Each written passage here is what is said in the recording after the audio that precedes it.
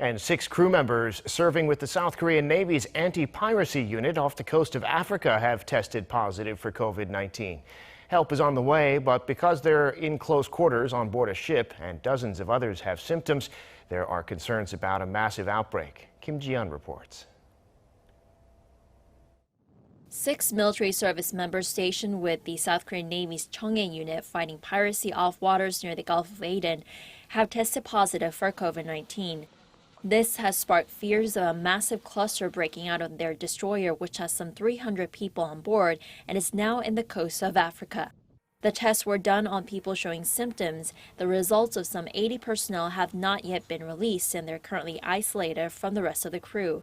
The infection route is not yet clear, but one crewman who first showed symptoms of pneumonia on Wednesday was found to have helped transport military supplies at an undisclosed port late last month.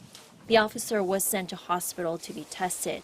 What's worrisome is that the crew are kept in close proximity to each other, living and carrying out missions together for months. All of the crew had tested negative for the virus before their ship left Busan in February, but none of them had been vaccinated, unlike other units overseas, since they left before South Korea started as a vaccination campaign later that month.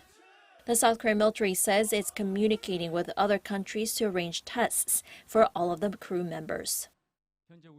The military is prioritizing the safety of its personnel deployed overseas and is doing utmost to prevent the further spread of virus.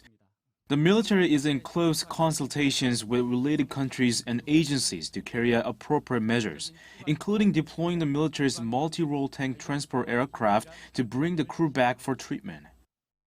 President Moon Jae-in had called for the prompt transfer of medical staff and supplies, and he ordered the military to carry out prevention measures for other deployed service members as well.